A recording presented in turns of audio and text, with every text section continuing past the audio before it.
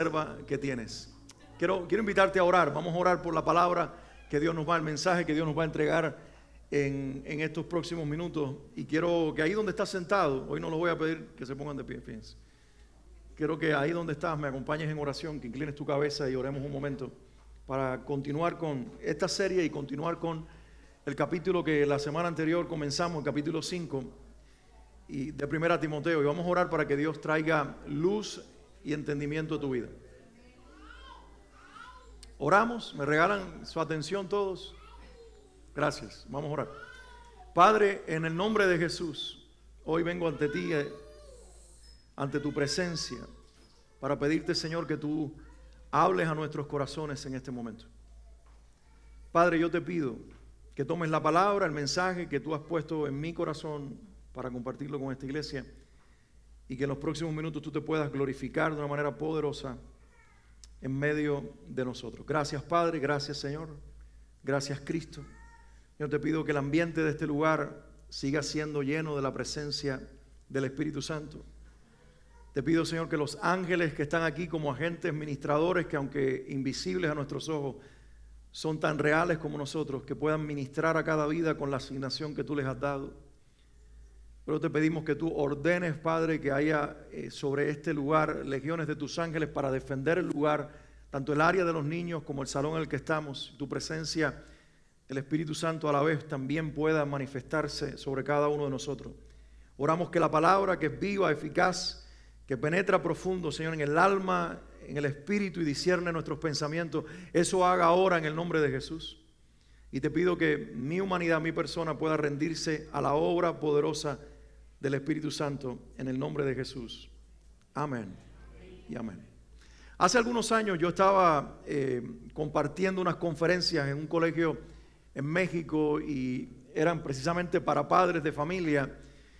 Y siempre se me acercaba un hombre y ahí comenzamos a nosotros a tener una amistad.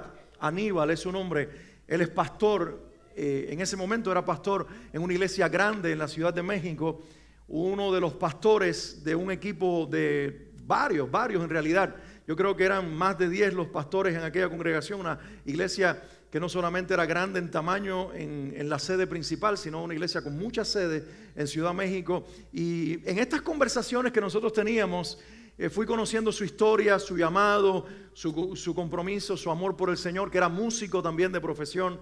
Un hombre que además de ser pastor, heredó la responsabilidad de echar adelante el negocio de la familia. Así que era un hombre también empresario y padre de familia. 3 hijos en aquel entonces estaban en ese colegio.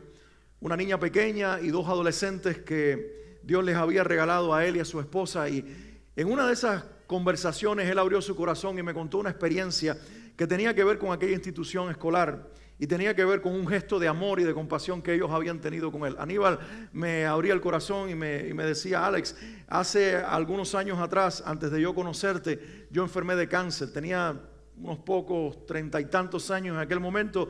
Mis hijos estaban más pequeños, pero ya asistían a este colegio, y por causa de la enfermedad yo tuve que dejar de ministrar en la iglesia y tuve inclusive que prácticamente dejar el negocio abandonado y las finanzas familiares se desplomaron. Imagínate, un esposo joven, 30 y tantos años, 3 hijos relativamente pequeños, una esposa joven que dependían de una empresa familiar que se estaba desmoronando y un ministerio que se veía inclusive interrumpido por una enfermedad, un cáncer que había comenzado a invadir su garganta y después se había ramificado a todo el cuerpo.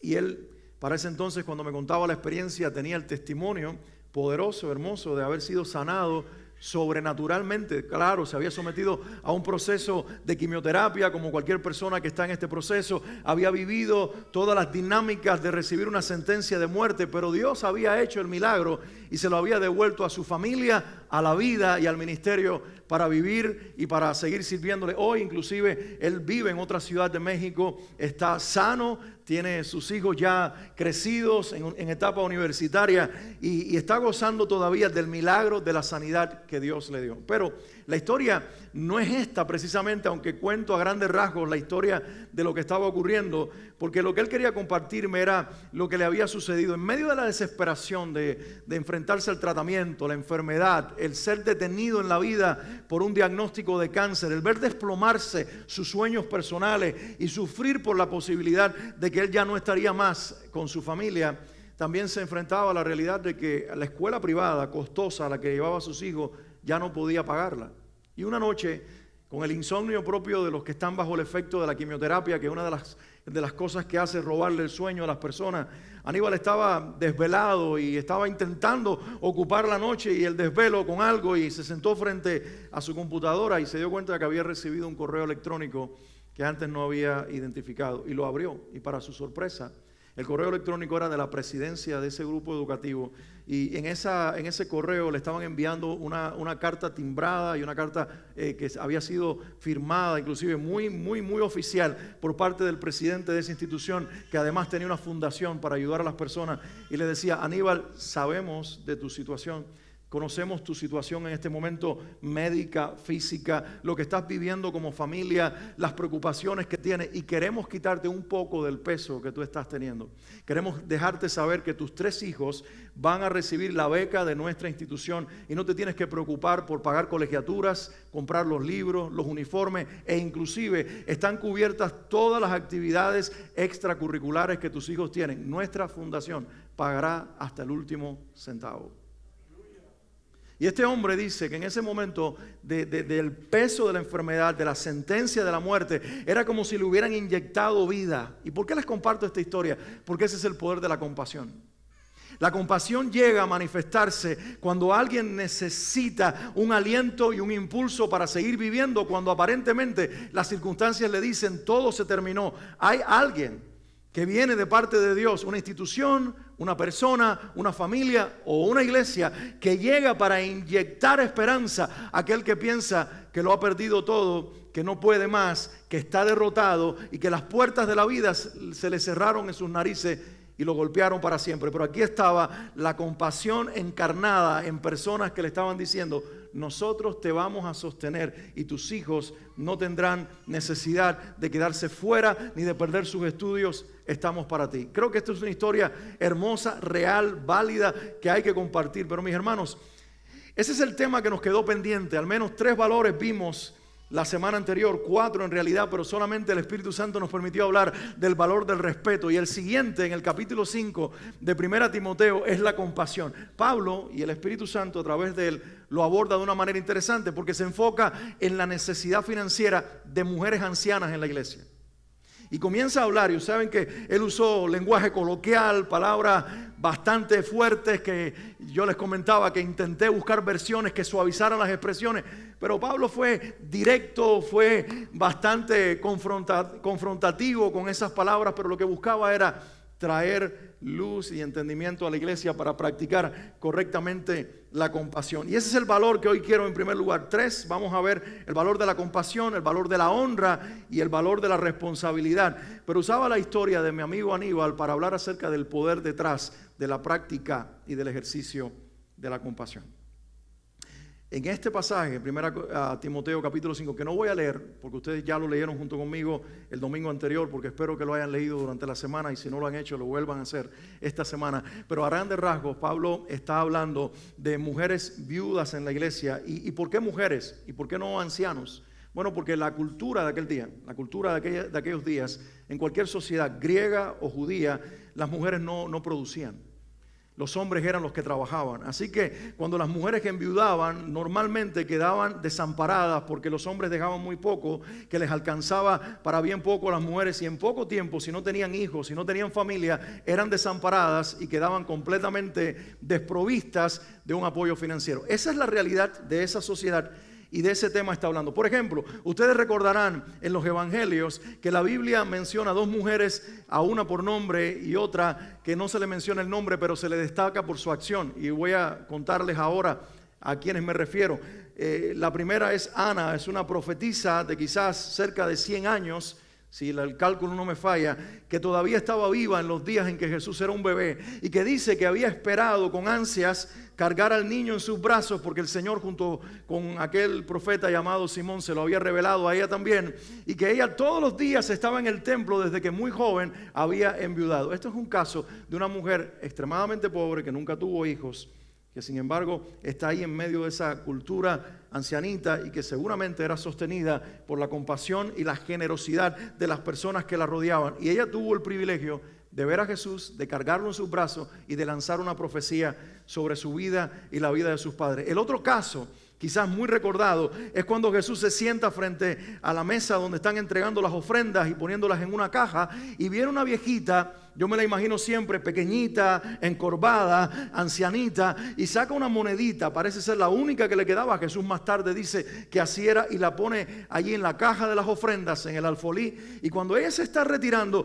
Jesús dice: ¿han visto a esa mujer? Ella dio más que todos los demás, porque todos dieron de lo que les sobraba, pero ella dio lo único que tenía. Esa era la realidad en aquellos días para muchas ancianas.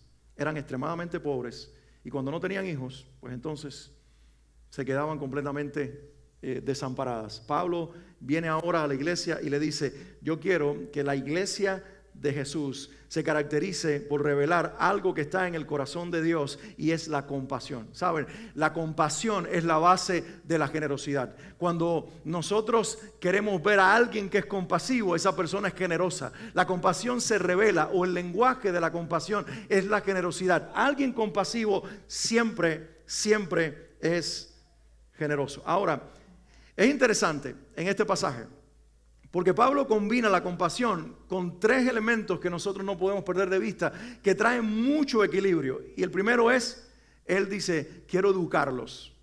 Así que lo primero que hace es educar. En segundo lugar, en relación a la compasión, él exhorta. Y en tercer lugar, enseña el principio de dar. Así que quiero que le prestemos atención a esto. Pablo, antes de hablar de dar, que es la expresión máxima de la compasión, incluye el educar y el exhortar. ¿A qué me refiero?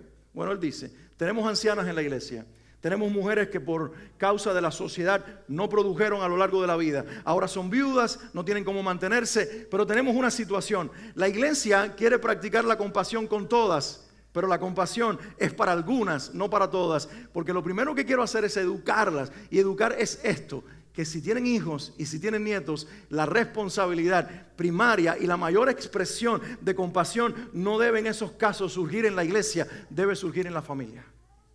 Les cuento una historia. Hace años, cuando pastoreé la primera iglesia aquí en Miami, algunos de ustedes me acompañan desde esa fecha.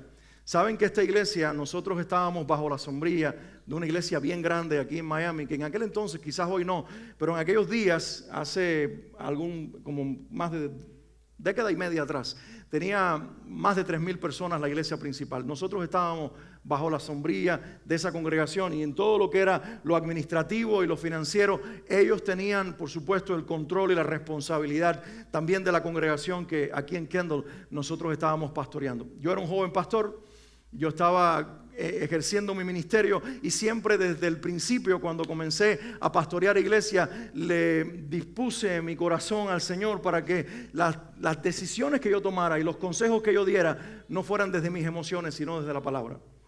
Y vino una mujer, una madre de familia, esposa, ella y su esposo se congregaban, eran de los primeritos que tuve en la congregación, y ella y su esposo con sus niños pequeños eran parte de nuestra iglesia. Los dos trabajaban, pero yo sabía que la economía de ellos no era una economía solvente. Ellos no tenían salarios grandes. Eran gente que estaban casi con la cabeza fuera del agua, pero a veces estaban casi ahogándose económicamente hablando. Y esta mujer viene un día después de un servicio, de un culto de la iglesia, y me dijo: pastor, yo quiero pedirte un consejo. Y sabes, cuando tú estás en mi lugar y alguien te pide un consejo, a mí se me eriza. Yo no sé si ustedes alguna vez han estado en esa posición, pero los pastores, algunos me han compartido que les pasa igual. A mí se me eriza los pelos de la cabeza y completo el cuerpo, porque yo digo: Dios mío, tengo la responsabilidad de decirle a esta persona algo que eres tú el que se lo tienes que decir, y como decimos nosotros en buen cubano, yo no quiero meter la pata. Y aquella mujer me dice: pastor, yo tengo todo el deseo en mi corazón de diezmar y ofrendar, pero tengo mis padres en mi país en una situación económica bien fuerte, y honestamente el salario de mi esposo y mío no alcanza para cubrir los gastos de nuestra familia, dar la ofrenda y ayudar a mis padres. Dígame qué hago, pastor. ¿Paro de ofrendar para ayudar a mis padres? ¿O ofrendo y me olvido de la necesidad de mis padres? Y ahí está el pastor, con esta papa caliente en las manos, quemándome las manos. Mira ella cómo me presta atención. Y ahí estoy con esa situación. ¿Qué le digo? Y ahí estoy en silencio. Y por dentro, por unos segundos, ella me ve con la cabeza abajo, así como estoy ahora frente a ustedes, y no sabe que estoy orando y diciéndole: Señor, ¿cómo le respondo a esta mujer que tiene una necesidad sincera? Veo en sus ojos, porque los ojos hablan, que no es alguien que quiere escapar de la ofrenda justificándola con una situación con sus padres. Y cuando estoy en ese momento, el Señor me recuerda un pasaje de los evangelios en el que Jesús se acerca a algunas personas y les dice: ustedes han dejado de ayudar a sus padres y lo justifican con la ofrenda. Ustedes le dicen a sus padres: perdóname papá, perdóname mamá, pero no te puedo dar ni un centavo porque todo lo que tengo es corbán. Y la palabra corbán significa mi ofrenda a Dios. Y ustedes, bajo el pretexto de ser muy espirituales y de estar ofrendándole a Dios, tienen a sus padres desamparados. Y mientras yo estoy ahí recibiendo esto, le digo a la mujer: creo que Dios me acaba de dar una palabra para ti. ¿Tienes en tu corazón el deseo de ofrendar? Sí. Pero también tienes el deseo de honrar a tus padres. Sí. ¿Y qué tú quieres honestamente hacer? Pastor, yo quiero ayudar a mis padres. ¿Y qué pasará con la ofrenda? Si Dios me prospera, yo le prometo a Dios que yo retomaré la ofrenda. Pues ya está. Esa es tu decisión. Y yo te la respaldo. Me fui a mi casa a comer con mi familia, a descansar la tarde del sábado para regresar. Teníamos un culto el domingo en la noche. La iglesia principal también tenía un culto el domingo en la noche. Esta mujer con su esposo y sus hijos se fueron a comer posiblemente con el resto de su familia que asistían a aquella otra iglesia. Y parece ser que en esa reunión familiar ella conversó el consejo que yo le di. Y un familiar que estaba ahí, voy a decir que con las mejores intenciones, cuando regresó a su iglesia en la tarde, que era la iglesia principal que administraba nuestra iglesia, lo comentó con alguien que manejaba las finanzas en la otra iglesia. Así que cuando yo llegué el lunes en la mañana tenía una especie de Sanedrín haciéndome un juicio. Ahí estaba el que manejaba las finanzas, sus ayudantes, y me dijeron: ¿cómo se te ocurre decirle a una persona que deje de ofrendar? ¿Se te va a ocurrir ahora decírselo a todo el mundo? Y recuerdo que le miré a los ojos a esta persona y le dije: ese es el problema que muchas veces las iglesias tenemos, que pensamos que tenemos una producción en serie y que todas las personas están en un molde de una fábrica y que es la misma solución para todo, y se nos olvida que estamos tratando con seres humanos, con situaciones reales, con problemas reales, que tienen una necesidad real y sobre todo que tienen un corazón, algunos como el de esta mujer, muy sincero y un dilema sincero, donde no quieren dejar de darle a Dios y a su obra, pero a la misma vez quieren ser soporte para sus padres y no tienen para los dos. Perdóname, pero yo creo que le dije algo de parte de Dios. Si no les gusta, tal vez entonces no soy la persona mejor para ustedes representarlos, y finalmente eso fue lo que sucedió. Me di cuenta de eso y me tuve que salir. Pero yo realmente te digo, si esto es de Dios y lo que salió de mi boca es de Dios, el tiempo demostrará que esto era lo que Dios quería. 2 meses después, la mujer vino corriendo con la sonrisa en sus labios. Me dijo: pastor, no lo creerá, sucedió algo en mi empresa, en una época en que no lo hace. Me llamaron a presidencia, a la oficina del presidente, y me dieron una posición nueva donde voy a ganar 3 veces lo que yo ganaba. Ahora tengo para mis padres, para mi casa y para ofrendarle a Dios. La compasión se une con la educación. Es la responsabilidad de la iglesia educar, y por eso lo hago desde ahora, desde este mensaje, de decirles a ustedes, los hijos que tenemos padres adultos, que es nuestra responsabilidad sostener a nuestros padres. No es el sistema, el gobierno con su sistema, no es la iglesia con su economía, son los hijos y los nietos los que sostienen a los viejos de su familia. Y alguien debería gritar amén en este lugar. Y hay dos formas de ayudar a nuestros padres. Si los tenemos lejos o viven en otra casa, hay que darles dinero para que se sostengan donde viven. Si viven con nosotros, hay que cubrirles o todas o la mayoría de los gastos de ellos para que estén bien mientras viven bajo el mismo techo. Pero la responsabilidad de practicar la compasión sobre la vida de un anciano cuando hay hijos y nietos no comienza en la iglesia, comienza en el hogar. Porque la iglesia nace en el hogar de cada familia y es ahí donde el valor de la compasión se expresa desde los hijos y los nietos a los que vinieron antes y nos sostuvieron primero a nosotros. Es que mi sugerencia, si tienes padres adultos, pon en tu presupuesto, aunque sea una pequeña porción, para que ellos cada mes reciban un dinero de tu parte. Si viven contigo, que entonces tú asumas la mayor responsabilidad, si no toda, del gasto de la casa para que tus padres, tus ancianos puedan estar tranquilos y puedan estar confiados. En primer lugar, la compasión educa, y la educación es hacia los hijos y los nietos para que entiendan que la iglesia no debe ser compasiva cuando la compasión en primer lugar te toca a ti. Yo sé que lo que acabo de decir a veces lleva 3 amén y muchos ay, pero eso realmente es lo que Dios está diciendo a través de 1 Timoteo 5 cuando habla de las necesidades de las viudas. Lo segundo que hace en relación a la compasión Pablo es exhortar, y exhorta ahora no a los hijos, exhorta a las viudas y les dice: si eres joven y tienes menos de 60 años y estás todavía fuerte y puedes rehacer tu vida, cásate. No tuviste hijos, no tienes nadie que te sostenga, pero todavía tienes ese brote sentimental de que cuando veas a un hombre los ojos se te cierran, pues entonces cásate y cásate bien. No cometas la locura de entrar en romances que se rompen pronto y no te quedes como una carga para la sociedad y el mundo, sino rehace tu vida sentimental, construye tu vida y entonces ya no vivirás en esa realidad. Obvio, hoy estamos en una sociedad diferente donde la mujer trabaja, tiene retiro y no necesita económicamente un hombre. Nunca la motivación del matrimonio debe ser para que un hombre te sostenga, o viceversa. Porque hoy también hay hombres que dicen: me casé con ella para que ella me sostenga. No, sino por amor, porque realmente es un mandato de Dios, porque Dios ama la idea del matrimonio, porque Dios quiere rehacer sentimentalmente a las personas, porque hay felicidad en el vínculo sentimental entre un hombre y una mujer, y Dios nos quiere felices.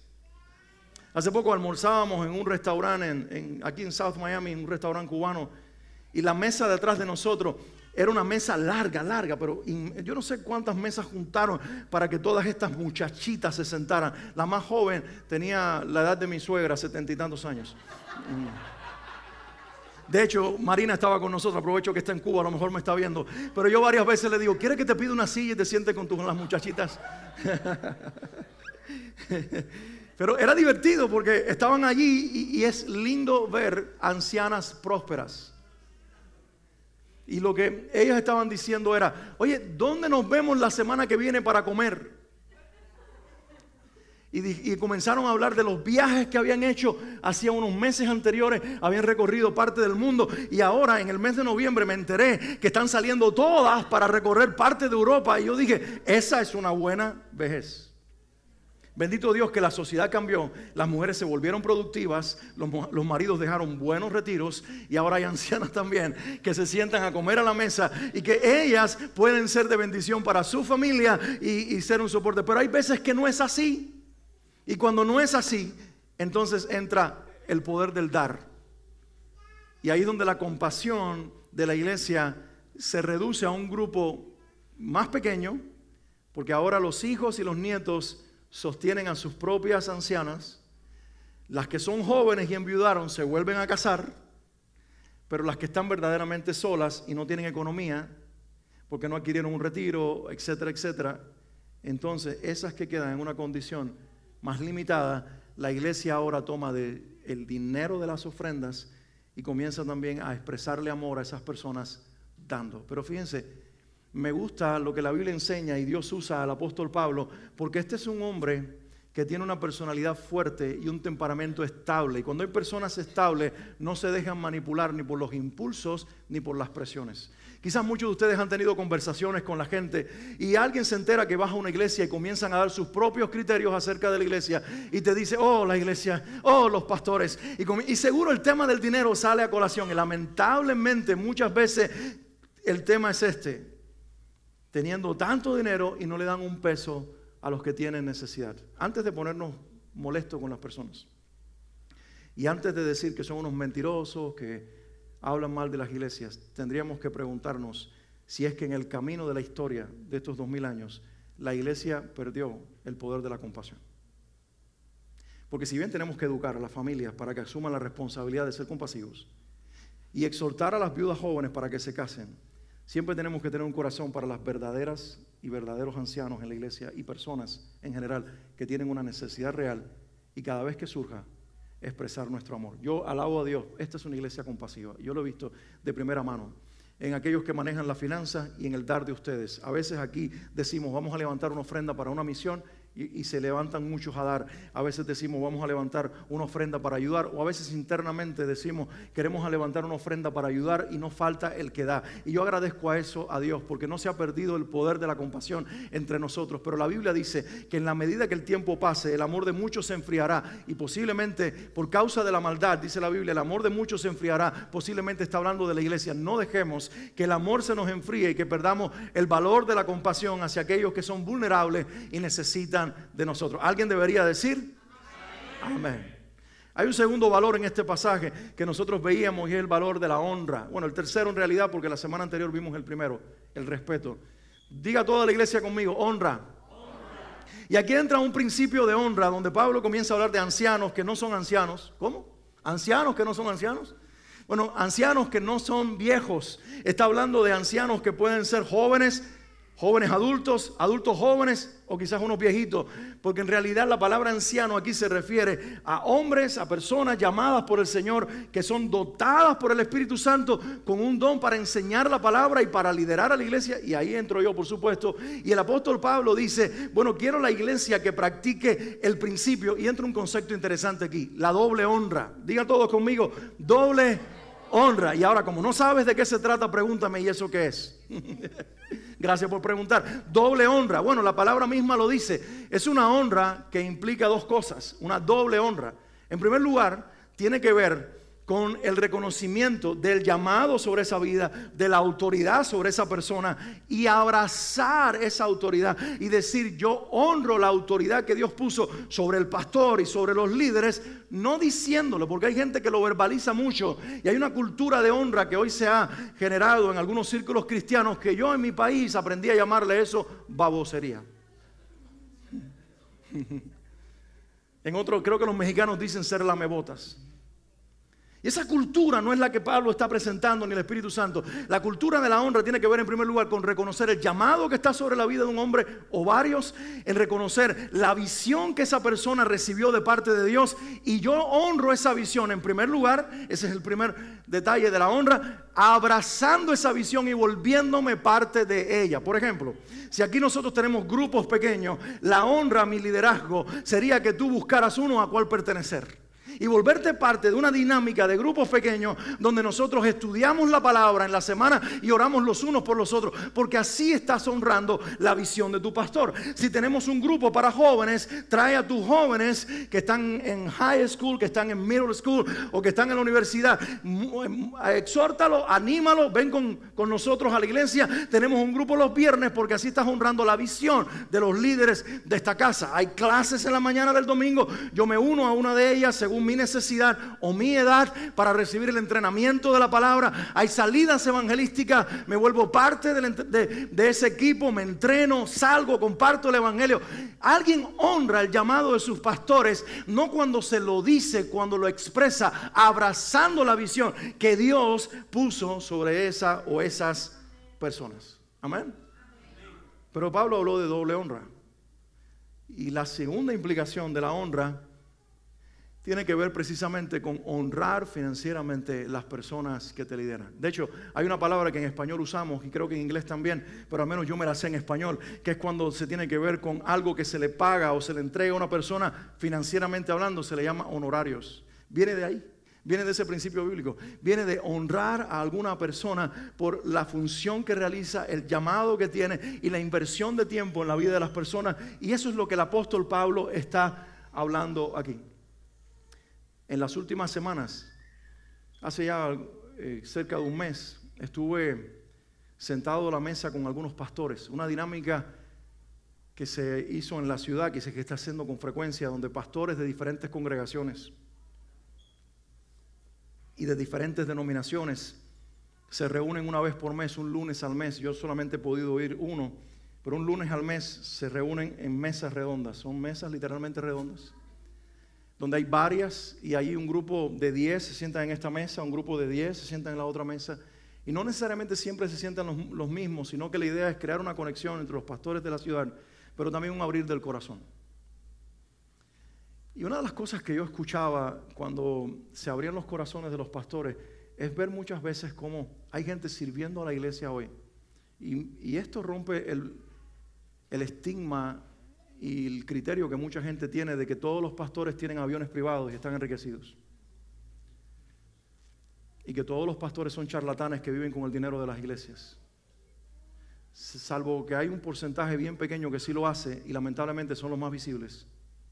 Hay un gran número de pastores, como algunos de los que estaban sentados a la mesa, que abriendo el corazón decían: mi iglesia está en una condición financiera tan deplorable que llevo 6 meses sin recibir ni tan siquiera un centavo por mi función como pastor. Eso me provocó a mí una gratitud inmensa por la iglesia a la cual Dios me llamó a pastorear y por el corazón generoso de ustedes. Pero a la misma vez me resultó en una preocupación tremenda por algunas iglesias. Otro decía: mi iglesia hace meses que no paga el seguro de la iglesia. Si alguien se cae y se rompe un hueso, nos van a desbaratar con las demandas. Y la gente comenzó a abrir sus corazones, y yo estaba viendo un fenómeno financiero y una crisis financiera dentro del pueblo de Dios. Y saben, llegué a la conclusión de que esta honra de la cual Pablo habla aquí ha sido quitada de muchas iglesias. No sé si por desconocimiento o porque la gente ha visto los malos ejemplos y testimonios de una minoría, y la mayoría está pagando las consecuencias. Y por eso es muy necesario que uno sepa dónde se sienta a escuchar un mensaje el domingo y a qué iglesia está perteneciendo. Por eso es muy importante que una vez al año se escuchen reportes financieros y que se sepa qué se está haciendo con las finanzas de la iglesia. Por eso es muy importante que nosotros los pastores no tengamos que ver nada con el dinero de la iglesia. Eso me lo enseñaron como un principio desde que yo comencé en el ministerio. Mi pastor me lo enseñó, en los seminarios donde estudié me lo enseñaron, y agradezco a Dios. Eso es una de las cosas que me llevo conmigo de la denominación donde crecí, que me enseñaron que otra persona u otras personas manejan los dineros de la iglesia mientras tú cuidas el corazón de la gente. Y me enseñaron este principio por esta razón. Me dijeron: número 1, cuando un pastor sabe lo que la gente da o deja de dar, ese pastor ministrará y le pondrá precio a la cabeza de cada persona. Fulano no dan un centavo. Yo he escuchado esos comentarios, por lo tanto no voy a orar por ellos. Pero cuando tú estás libre en tu corazón, tú no mides a la gente por lo que da o deja de dar. Tú corres donde está la necesidad, porque entiendes que esa persona no vale lo que su dinero dice que vale, sino lo que su corazón y su vida delante de Dios vale. Esa es la primera razón. Y la segunda razón es porque una de las dos áreas donde los pastores caen, una es las mujeres y la segunda es el dinero. Y cuando un hombre se mantiene aislado del dinero y deja que un grupo de personas que tienen conocimiento financiero, que tienen un llamado de Dios, que tienen un corazón para Dios, que son generosos por naturaleza, sean los que tomen las decisiones financieras de la iglesia, incluyendo el salario del pastor, tú estás dejándole a Dios obrar y creer en el milagro de la provisión para tu casa, pero también para las finanzas de la iglesia, entendiendo de que es así como debe ser. Y eso libra, mis hermanos, al menos esa es la cultura de iglesia que desde hace 16 años aquí nosotros hemos practicado, y en todo mi pastorado, que heredé de hombres fieles que murieron en el Señor limpios, porque pudieron decirle: Señor, yo pude cuidar a tu iglesia, no me contaminé con el dinero, porque no me expuse precisamente al dinero. Y ahí es donde yo quiero que entiendan que la gran mayoría de las iglesias que están reuniéndose en Miami son iglesias que financieramente, o al menos en cuanto a sus pastores, el manejo del dinero, son sanos, porque algunos los conozco y sé que pensamos similar, pero tal vez se está perdiendo el valor de la compasión y de la honra en la iglesia hacia los ministros del Señor. Y yo quiero al menos enseñarles a ustedes, no porque no lo sepan, porque insisto, gracias a Dios, son una iglesia generosa, una iglesia pequeña, pero una iglesia que podemos decir hoy en día: bendito Dios, que la renta de este lugar, los arreglos que hay que hacer, todo lo que hay que pagar, todos los seguros, todos los ministerios, todas las cosas están cubiertas, y eso es porque cada uno ha entendido el valor de dar, entendiendo que la obra del Señor y el Señor de la obra nos demanda hacerlo. Amén.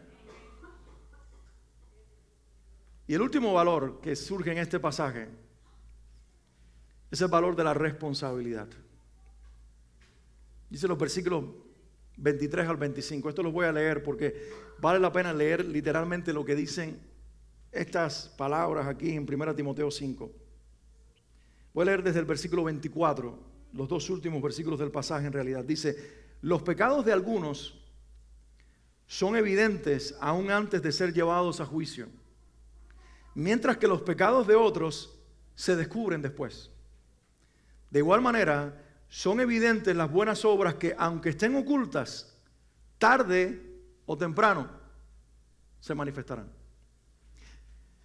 Y de estos dos versículos y todas las palabras que acabo de leer, todas las declaraciones que acabo de leer, surge, y por lo menos brota delante de mis ojos, este último valor que quiero resaltar, el de la responsabilidad, el de hacernos responsables de nuestras acciones. Di conmigo, responsable.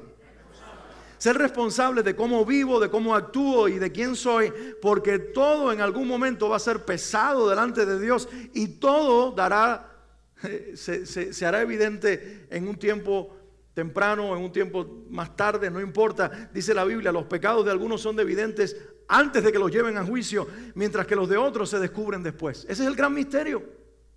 Ese es el gran misterio. Yo recuerdo en el año 2009 nosotros estábamos regresando como familia de un viaje a Cuba y cuando nos vinieron a recoger al aeropuerto para regresar a casa, me dicen en el carro, fulano de tal, que es un pastor que yo admiraba mucho, no lo había conocido así de tú a tú personalmente, pero yo iba todos los años a las conferencias para pastores internacionales que él hacía en la ciudad de Orlando y como familia éramos muy, muy edificados por este hombre. Y me dicen, trayéndome de regreso a casa, no lo vas a creer, Alex, pero fulano de tal, este domingo pasado, que fue el Domingo de las Madres, se tuvo que parar frente a la iglesia y decirle a la iglesia, renuncio a ser el pastor de esta iglesia porque he tenido una relación fuera del matrimonio por los 2 últimos años. Era el pastor de una mega iglesia en la ciudad de Orlando, donde era impresionante llegar un domingo a esa congregación y ver cómo la policía tenía que dirigir el tráfico de los que salían y entraban. Era precioso sentarse a escuchar lo que este hombre predicaba, la manera en que hablaba. Era lindo ver a Dios usar a este hombre de Dios y realmente ese testimonio de lo que había sucedido me golpeó muy fuerte. Y yo decía, Señor, pero este hombre, hasta donde yo pude discernir, a menos que me equivoqué, este era un hombre verdadero, este era un hombre que enseñaba tu palabra. ¿Qué pasó con él? Y el tiempo demostró que era un hombre verdadero. ¿Saben? El que una persona comete una falta, el que una persona comete un pecado, no lo descalifica para la eternidad. Y hay personas como él a las cuales Dios expone y hace público su pecado por amor. Pero yo quiero que ustedes, mientras yo leo estos versículos otra vez y regreso a esta historia que les estoy haciendo ahora, entiendan que lo que aquí dice no es una declaración de un Dios injusto o duro que se goza en castigar a las personas, sino de un Padre amoroso que está haciendo una declaración de amor y nos llama a ser responsables. Dice, los pecados de algunos son evidentes aún antes de ser llevados a juicio. A algunos Dios los expone frente a todos, aun cuando nadie sabía lo que habían hecho. Dios propicia todas las situaciones para que sea público el error de esa persona. ¿Y por qué lo hace? Un Dios tan bueno, tan amoroso, un Dios que declara en su palabra que Él es amor. ¿Cómo permite que gente amada por Él y respetada por los hombres queden públicamente en desventaja por sus errores cuando estos se hacen públicos? Ese es el amor de Dios, porque si no lo hace en ese momento, esa vida se destruirá mañana. Y Dios por amor quiere hacerle algo en la vida que lo detenga, que lo pare en seco para continuar una relación de amor y de misericordia con esta persona. Hay otros a los cuales Dios les prolonga la misericordia y le dice, no voy a hacer público tu escándalo porque te estoy dando la oportunidad de que tú te arrepientas y quiero librarte de algo que te destruya para lo cual no estás preparado. Dios conoce los corazones. Sin embargo, todos somos responsables delante de Dios. Dios no trata igual con todos sus hijos, como ningún padre trata igual con todos sus hijos. Yo tengo mis 2 hijos, aquí está Michi, está Isaac también, y yo puedo decirte algo, ellos son hijos de Swanley y mío, te lo aseguro. Pero son diferentes. Tienen personalidades diferentes, procesan la vida diferente, se parecen en muchas cosas, pero son distintos. Mi amor por ellos es el mismo, pero nuestras relaciones son diferentes porque ellos son seres humanos individuales. Y así pasa con Dios. Dios se relaciona con cada hijo distinto. Dios tiene una dinámica diferente con cada hijo. Dios sabe cómo hacerlo, pero cada hijo de Dios, quiero que escuches esto, es responsable delante de Dios. Y aquí la invitación esta y la sentencia fuerte que Dios está haciendo es: tenemos que hacernos responsables de cómo vivimos y de cómo somos en lo íntimo y en lo público, porque todo servirá para testimonio de ese Dios al cual le servimos. Ayer veía, o esta semana, no ayer, pero en estos días que pasaron, veía cómo este hombre del cual les hablé, que en el 2009 su pastorado explotó, él ponía una foto junto a su esposa y decía: hoy estamos celebrando por la gracia de Dios 30 y tantos años, casi 40 años de casados. Ya son abuelos, aparte de ser padres. Y aquella amarga experiencia en el matrimonio, Dios la usó para crear una restauración en la vida de él y de su esposa. Y yo recuerdo cuando ellos dieron un testimonio público frente a una iglesia, y él dijo que la razón principal de su restauración había sido su esposa, que en lugar de llenarse de resentimiento se llenó de perdón. Y la mujer se acercó y le dijo: la Biblia dice que cuando tu hermano cae, el que es espiritual debe venir y restaurarlo con espíritu de mansedumbre, no sea que nosotros también seamos hallados en la misma falta. Y este pastor decía, y mi mujer me dijo estas palabras: aparte de ser tu esposa, soy tu hermana en la fe. Y vengo hoy a declararte el perdón y con mi perdón a levantarte y a decirte: si tú quieres seguir adelante con este matrimonio y tú quieres restaurar nuestra relación, yo estoy dispuesta y te perdono. Y nunca más en la historia de nuestro matrimonio que viene por delante te voy a estar recordando esta falla en nuestras vidas. Solamente depende de ti. Él dice con lágrimas en los ojos que le dijo: perdóname por lo que hice, perdóname por haber dañado nuestra relación, pero me comprometo contigo que nos vamos a someter a un proceso de restauración que duró como 2 años en un lugar aquí en los Estados Unidos, y nosotros vamos a seguir adelante con nuestro matrimonio. Los cristianos no están exentos de pecar, pero los cristianos verdaderos cuando pecan se arrepienten. Los cristianos no estamos exentos de que otro cristiano nos hiera, sea el esposo o un hermano en la iglesia, pero el cristiano verdadero cuando es herido por el otro, ya sea un hermano en la iglesia o un familiar querido o el esposo o la esposa, se llenan del perdón de Dios para restaurar las relaciones. Y por eso podía yo celebrar esta semana y decir: Señor, gracias por aquí un testimonio de restauración de gente verdadera que cometió un error, como aquel gran David que tenía el corazón de Dios y falló. Pero mis hermanos, todos somos responsables. El pecado le costó tener que bajarse del ministerio, de uno de los ministerios más grandes en el centro de la Florida, de tener que ser visible en un ministerio inmenso en las naciones y tener ahora el estigma de que cuando la gente habla de él diga: oh, el que le fue adúltero, el que adulteró contra su mujer, el que fue infiel, el que hizo esto, porque la gente siempre recordará tu pecado y por eso tenemos que asumir responsabilidad. Pero hay una buena noticia: mientras el mundo señala nuestras fallas, Dios apunta a nuestra restauración. Mientras el mundo señale tu falla, si tú eres un creyente verdadero que te haces responsable por lo bueno que hiciste, pero también por lo malo que hiciste, y delante de Dios y de los hombres pides perdón, el mundo, la gente te seguirá señalando por lo malo que hiciste. Dios te recordará por tu arrepentimiento y por tu restauración. Por eso es importante que nosotros vivamos siendo responsables delante de Dios. Quiero cerrar con esta frase de esta escritora cristiana, Melissa Kruger. Ella dijo: no sé cómo la gente sobrevive sin pertenecer a una iglesia. No sé cómo la gente sobrevive sin pertenecer a una iglesia. Y no hablo solo de los momentos difíciles de la vida. Necesito personas que me recuerden la verdad y me ayuden a andar en ella. Yo creo que esta frase encaja perfectamente con este mensaje, no solo de toda la serie, sino de las 2 últimas semanas, la anterior y esta, cuando tomamos el capítulo 5 de 1 Timoteo y Dios resalta delante de nosotros estos 4 valores universales, espirituales y eternos: el respeto, la compasión, el ser responsable delante de Dios y el practicar la honra hacia nuestros líderes, porque eso hace que la vida cristiana, lo espiritual, lo invisible, el Dios al que no vemos, se materialice, se encarne en la vivencia práctica de la fe de una iglesia. Nosotros hablamos de la fe como algo abstracto, pero la fe es real, es aterrizable cuando nosotros la convertimos en estilo de vida. Cuando nosotros practicamos la compasión, eso es fe en acción. Cuando nosotros practicamos la honra o la doble honra, eso es fe en acción. Cuando respetamos a los más jóvenes como también a los más viejos, eso es fe en acción. Y cuando me hago responsable por lo bueno y lo malo que hago, buscando la gracia de Dios en mi vida o en nuestra vida, eso es fe en acción. Y esa fe se vuelve viva y se vuelve real cuando nosotros la vivimos en una comunidad de fe como esta. No solamente donde nos sentamos el domingo y donde escuchamos un predicador o cantamos unas cuantas canciones. Durante toda la semana nosotros estamos unidos por un lazo invisible que es el del Espíritu Santo.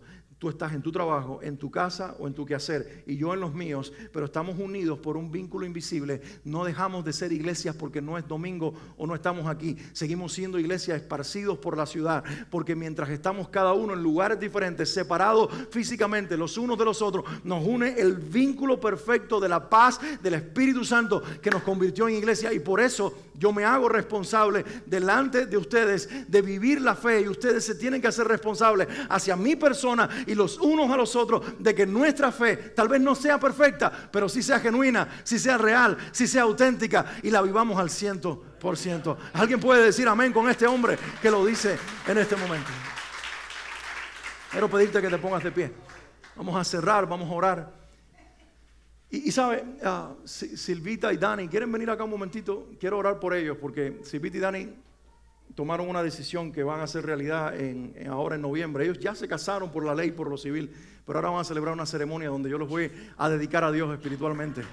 Entonces ellos no quieren que su matrimonio se quede sin esta bendición. Y ya son padres, tienen niños pequeños, pero ahora ella y él se van a casar delante de Dios. Y no es que no lo estén, es que simplemente ahora quieren darle gracias a Dios.